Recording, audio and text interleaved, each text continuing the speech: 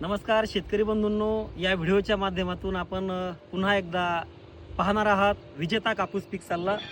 शेतकरी बंधूंनो, ज्या ठिकाणी आपल्या कपाशीचं वय साधारण सध्या 50 ते 60 दिवसाचं झालेलं असेल, अशा ठिकाणी आपल्याला चमत्कार या वाढ नियंत्रकाची फवारणी घेणं गरजेचे आहे.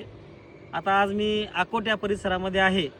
विजेता कापूस वाणाचा या ठिकाणी 2 एकरचा प्लॉट आहे. सध्या या पिकाचा कालावधी 65 ते 70 दिवसाचा झालेला आहे आणि या शेतावरती 2 वेळा मेपिकॉड क्लोराईड म्हणजे चमत्कार या वाढ नियंत्रकाच्या फवारण्या झालेल्या आहेत.